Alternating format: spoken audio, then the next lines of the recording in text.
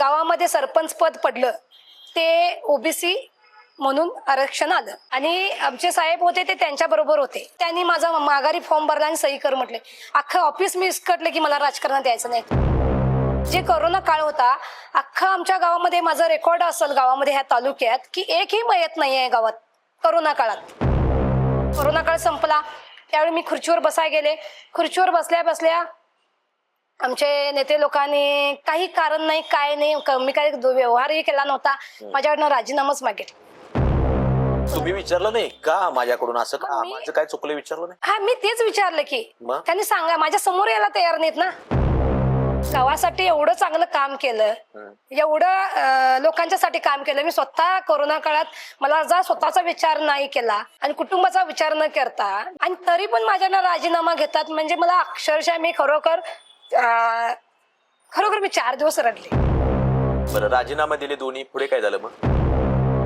नमस्कार मंडळी, मी Nitin More. Live today मराठीमध्ये आपलं स्वागत आहे. कारभारी लय बरी हा एपिसोड चालू आहे. ग्रामपंचायतची रणधुमाळी ही सुरू होणार आहे. प्रभाग रचना किंवा बाकीच्या ज्या गोष्टी आहेत त्या शासनामार्फत सुरू झालेल्या आहेत. मे मध्ये किंवा जूनच्या पहिल्या आठवड्यामध्ये निवडणूक लागण्याची दाट शक्यता आहे. त्यामुळे होणाऱ्या निवडणुकीच्या अनुषंगाने आपण हा एपिसोड घेऊन आलेलो आहोत. गेल्या 5 वर्षामध्ये ज्या ग्रामपंचायतीच्या सरपंचाने, उपसरपंच आणि सदस्याने म्हणजेच कारभाराने जो काही कारभार केलेला आहे तो आपण कारभारी लय भारी या एपिसोडच्या माध्यमातून आपल्या समोर आणत आहोत. आणि आजच्या या एपिसोडमध्ये आपल्या सोबत आहेत मौजे ऐनापूर गावच्या सरपंच उषाताई मांगले ह्या आपल्या सोबत आहेत. उषाताई मांगले यांची जर आपण पार्श्वभूमी जर बघितली तर त्यावेळी एज्युकेटेड आहेत. 5 वर्षामध्ये ते तब्बल 2 वेळा सरपंच राहिलेले आहेत. त्यांचा सरपंच पदाचा कार्यकाळ हा बऱ्याच या कार्यकाळामध्ये चढ उतार आलेले आहेत. अनेक प्रसंगांना त्यांनी तोंड दिलेलं आहे आणि आपण पाहतोय 24 तारखेला लागणारे जे प्रशासक असणार आहे या प्रशासकामध्ये सुद्धा उषाताईंची निवड होणार आहे. म्हणजेच काय तर 5 वर्षात 2 वेळा सरपंच आणि प्रशासक म्हणून पुन्हा एकदा त्या निवडल्या जाणार आहेत. हा एक त्यांनी इतिहास केलेला आहे. असं हे व्यक्तिमत्व आणि गावचा सर्वांगीण विकास करायचा हा एक ध्येय ठेवून उषाताई मांगले या निवडणुकीला सामोरे गेलेले होते. आणि ह्या उषाताईने ते स्वप्न किंवा ते जे त्यांचं आश्वासन होतं ते सत्यात उतरवलेलं आहे. आणि अशा या उषाताई या आपल्या सोबत या आपल्या मालिकेमध्ये आहेत. तर ताई, आपल्या या पहिल्यांदा मालिकेमध्ये म्हणजेच कारभारी लय भारी या मालिकेमध्ये सरचं स्वागत करतो. आपला 5 वर्षाचा जो कार्यकाळ आहे हा खूप चढ उतारामध्ये गेलेला आहे. हे संपूर्ण तालुक्यानं पाहिलेलं आहे. आणि आपण आता या पदावरून तुम्ही मुक्त होणार आहात आणि पुन्हा जे काही शासनाने नियम आणलेला आहे तो त्याच्यावर प्रशासक म्हणून तुम्ही नियुक्त होणार आहात. काय वाटतंय या तुमच्या संपूर्ण कार्यकालाबद्दल, तुमच्या या प्रवासाबद्दल? नमस्ते. पहिल्यांदा मी गडिंग्लज गावचे ग्रामदैवत काळभैरीला नमस्कार करते. माझ्या गावचे ऐनापूर गावचं ग्रामदैवत ईश्वरलिंग पार्वती गणपती आणि मंगाईला नमस्कार करते. कारण ह्या देवांचा आशीर्वाद असल्याशिवाय, आपल्याला पाठीमागे आशीर्वाद असल्याशिवाय पुढची वाटचाल चांगल्या पद्धतीने होऊ शकत नाही. तर आईवडिलांचा आशीर्वाद, मोठ्या थोट्यांचा आशीर्वाद, देवांचा आशीर्वाद, ह्या सगळ्यांचा आशीर्वाद, भावाची साथ, नवऱ्याची खंबीर साथ, समर्थ साथ अशी मिळाल्यामुळे मी आज ह्या तुमच्या स्टुडिओमध्ये चांगल्या पद्धतीनं मुलाखत द्यायला आले. आणि मी द्यायला आले याचं कारण काहीतरी आहे. संघर्ष मी कसा केला आणि कोणत्या पद्धतीने केला हे सांगण्यासाठी. संघर्षमय प्रवास होता 5 वर्षातला, पण समाधानी आहात का तुम्ही? 100% समाधानी आहे. समाधानी आहे म्हणण्यापेक्षा जो संघर्ष बघितला तर आता एक डोळ्यातून अश्रू येतात. कारण हाचा संघर्ष झालेला आहे. पहिल्यांदा मी एक व्यावसायिक आहे. मी सर्वसामान्य घराण्यातून आलेली मुलगी. माझ्या सर्वसामान्य कष्टातून, माझे आई वडील शिकलेले नाहीयेत, अडाणी आहेत. म्हणजे अडाणी शेतकऱ्या घराण्यातली मी मुलगी. म्हणजे आम्ही 5 जणी मुली, एक भाऊ आहे मोठा, मी लास्ट नंबर. मुलींची लग्न आई वडिलांनी करून दिली. भाऊ मोठा, तो पण काहीतरी इकडे तिकडे एक लाडका म्हटल्यावर इकडे तिकडे तो पण आता गेली 25-30 म्हणजे हे समाजकार्यातच आहे. तर मला शिकवलं. मला फक्त एक जिद्द होती की काहीतरी आई बाबाचं नाव कमवून दाखवायचं आहे. म्हणून मी कॉलेज केलं, शाळा केली. गावामध्येच 10वी पर्यंत शाळा केली. 11वीला शिवराज कॉलेजमध्ये घेतलं. ते पण मी एक्स्टर्नल अभ्यास करतच कॉलेज केलं. ते कॉलेज करत करत मी कम्प्युटर कोर्स मला करायचा होता. त्यावेळी कम्प्युटर म्हणजे चांगलं. तर आई बाबांकडे पैसे नव्हतं, सर्वांसाठी नवीन होतं त्यावेळी नवीन होतं. आई वडिलांच्याकडे पैसे नव्हतं. तर माझ्या आईनं आंब विकलं. त्यावेळी मी रडायलाच लागले, मला शिकायचंच आहे. तर आंब विकलं. आंब विकून माझी ती फी भरली. आणि त्यावेळी ते सर मुलांनी सर म्हणून होते, ते आमच्या घरी आले, अमन मुला, आणि फी भरायपाशी 4 वेळा सांगितले. तर त्यानंतर त्यांनी मला, आमच्या घरातल्यांनी मला रडायला लागल्यानंतर ते आंबे विकून ते पैसे त्यांना दिले. नंतर थोडी दुसरी टप्पा होता त्यावेळी 3% BC गावामध्ये असते, गावामधली BC, तर ते BCतलं थोडं 3% पैसे काढलं. असं करून मला तो DISM course, diploma information system management, computer course, software, तर मला 2 वर्ष शिकवलं आणि मी हे कॉलेज करत केलेलं आहे. 13वी 14वी 15वी जी करत करत हे मी DISM कोर्स पूर्ण केलं. म्हणजे माझं दोन्ही ऍट अ टाइम चालू होतं. मी फर्स्ट इयर क्लिअर केली, सेकंड इयरला आले. सेकंड इयर इथे इकॉनॉमिक्स आणि इंग्लिश होता, इकॉनॉमिक्स घेतला. एकानं सांगितलं की लास्ट इयरला इंग्लिशला चांगलं हे असतं, मार्केट असतं, तर मी 6 महिन्यानंतर चेंज केला, इंग्लिश घेतला. आणि स्पेशल इंग्लिशला मी कमी जास्त काय नाही आहे, 65% मी पास झाले, ग्रॅज्युएशन पूर्ण केलं. आणि ते करत करत माझं DISM पूर्ण झालं. त्यानंतर माझ्या डोक्यात आलं की मी एका ठिकाणी नोकरीला गेले. म्हणजे गावामध्ये मला असं सांगितलं की जॉब करायला कॉम्प्युटरचा. तर त्यावेळी मी शिकायला गेले, नोकरीला गेला, तर त्यांनी म्हटले की मला तू 500 रुपये दे आम्हालाच आणि तू पहिला शिक. तर मी त्यांना महिन्याला 2 महिन्याला 500 रुपये देऊन शिकत होते त्यांच्याकडनं. आणि ते ज्ञान मला मिळालं त्यांच्याकडून. ते कापसे सर आहेत, कापसे सरांच्याकडे मी शिकायला गेले. ते म्हणाला उषा तुला 500 रुपये द्यावं लागणार, मग शिकायला यायचं. ठीक आहे मी देतो म्हटलं. आई बाबा असं तिकडे तिकडे शेताकडे मी उलाढाल इकडे तिकडे केल्या आणि ते मी शिकले 2 महिने. त्यानंतर एक ठिकाणी नोकरी केली, 1200 रुपये पगार मिळाला. 2 महिने केलं. 2 महिन्यामध्ये इचलकरंजीत माझी आत्ती आहे त्यांच्याकडे केलं. ते 2 महिने म्हणाले तुला मी शिकवून काय करणार असं तसं.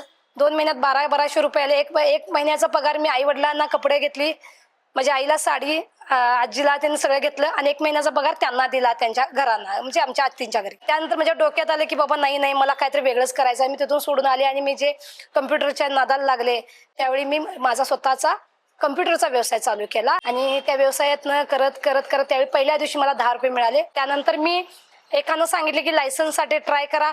लायसन्ससाठी ट्राय केलं, तर त्यावेळी कपडे फाटकी थोडं म्हणजे जुन्यामध्ये होती ती जुनी. तरी पण मी कलेक्टरकडे स्वतः गेले, घाबरले नाही कुणाला, घाबरत गेले आणि स्वतः ती लायसन आणली. 2008 ला आता 2008 ला मी ती स्वतः कलेक्टरकडे गेले, रडले. मी स्वतः मी कलेक्टरच्या पुढ्यात रडले.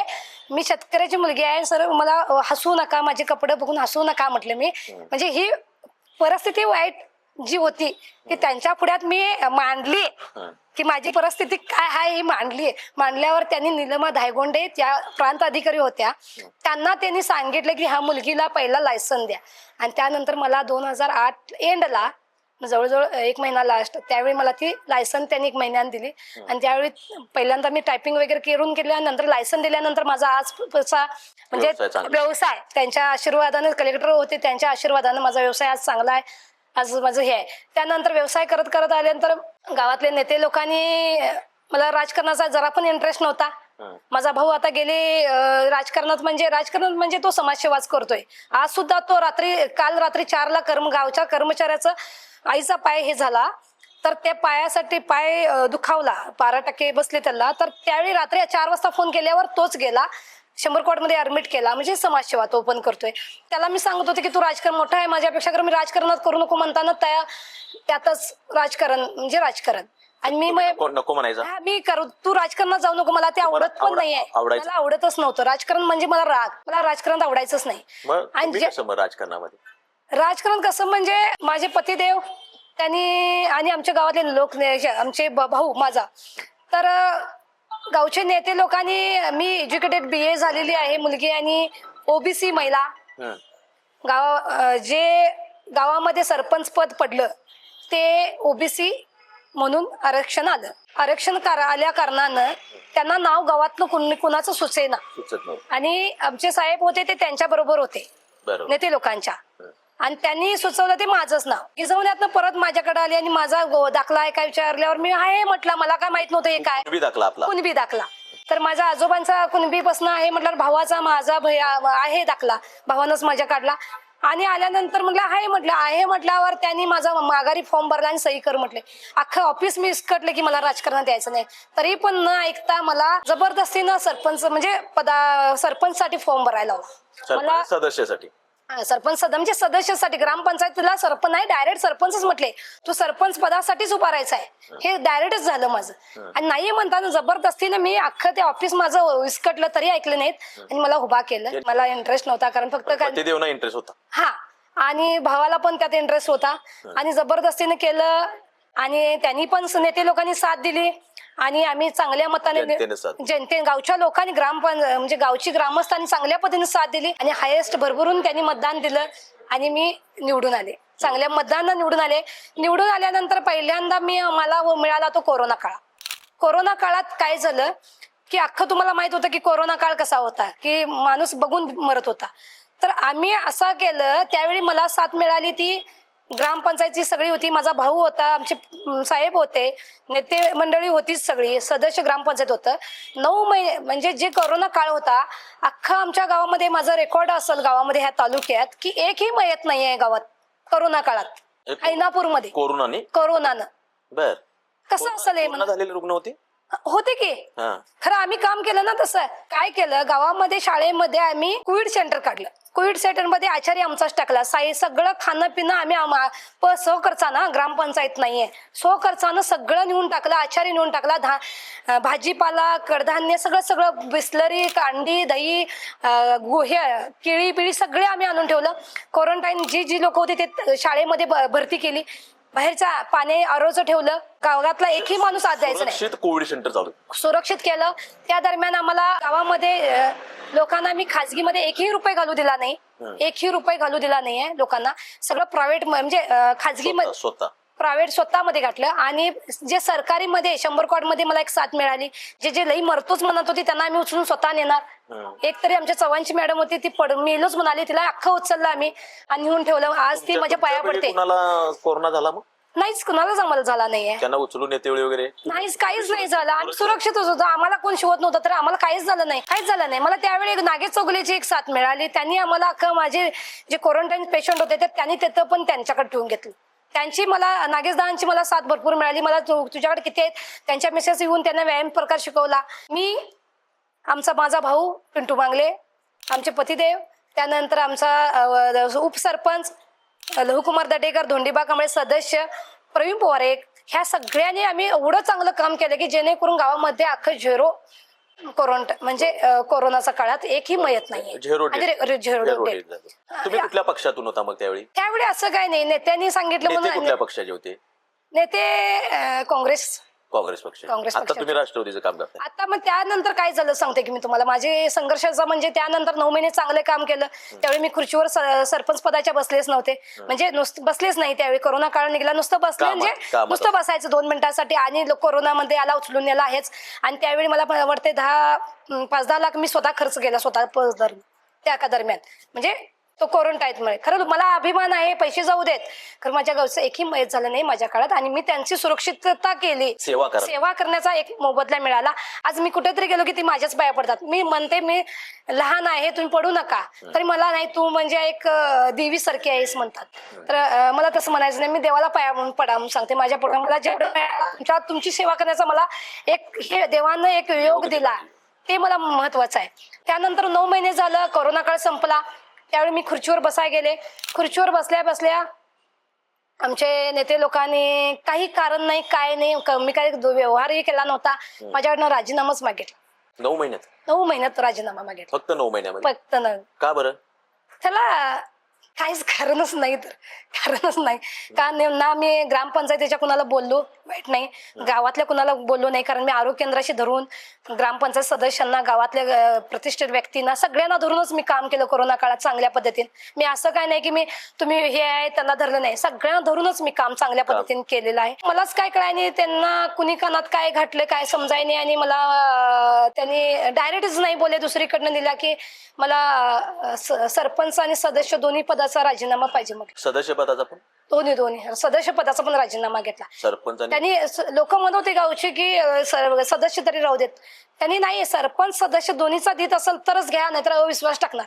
अविश्वास टाकायचा संबंधच काहीच येत नाही. मी काहीच केलंच नाही ना. तुम्ही विचारलं नाही का माझ्याकडून असं का, माझं काय चुकलं विचारलं नाही? हा, मी तेच विचारलं की त्यांनी सांगा, माझ्या समोर यायला तयार नाहीत ना. मी काय म्हणते, माझं काय चुकलंय ना, तर तुम्ही माझ्या समोर यायला पाहिजे. इथं तू चुकलेली आहेस, माझं काय चुकलंच नाही ना, माझं काय चुकायलाच नाही, तर तुम्ही माझ्याकडनं का राजीनामा घेतला याचं कारण द्या. 2 मिनिटात राजीनामा देतो. त्यांनी काहीच कारण द्यायला तयार नाहीत. मला राजीनामा पाहिजेत. मी माझं म्हणणं होतं की तुम्हाला माझं चुकीचं असेल, काय झालेलं आहे, मी कुणाला काय वाईट, तुम्हाला वाईट बोलले का नेते ना, तर सांगा ना. कामात काय चुकलेलं? कामात काय चुकायला नाही. कुणाला ना ग्रामपंचायत सदस्यांना कुणाला वाईट बोललो, ना ग्रामसेवकला बोललो, ना कर्मचाऱ्यांना, ना गावातल्या कुठल्या ग्रामस्थांना, ना नेत्यांना मी कधीच काय वाईट बोललो नाही. चांगलं सांगणार. आणि खरं मी जे नेत्यांचं मी रिस्पेक्ट करत होतो, मी त्यांच्या मुलगीसारखी होतो. मी अजून सुद्धा सांगतोय, मी त्यांना वाईट म्हणत नाही. मी त्यांचा अजून मी रिस्पेक्ट करतोय, कारण माझ्या वडिलासारखं होतं त्यांनी, माझ्या भावासारखं वडिलासारखं मला साथ होती त्यांची. मग त्यांना कुणी कानात काय गाठलं काय माहित नाही. काय झालं मग मी, माझा भाऊ आणि आमच्या साहेबांनी चर्चा केली 2 मिनिटांसाठी, की त्यांनी म्हटले की त्यांनी मागाल्यात ना, कारण तरी त्यांनी सांगायला तयार नाहीत, तर देऊन टाकूया म्हणा लागले. मग माझं अख्खं सरपंच संघटना सगळी आली की तुम्ही राजीनामा द्यायचं नाही म्हणून. संघटना मला सगळी म्हणा लागली तुम्ही राजीनामा देऊ नका, तुमचं चुकलं नाही. परंतु एक दृष्टीनं बघितलं तर भाऊ त्यांनी म्हटला की द्यायचं राजीनामा, त्यांनी मागितल्यात ना, आपलं का चुकलं नाही, देऊन टाका.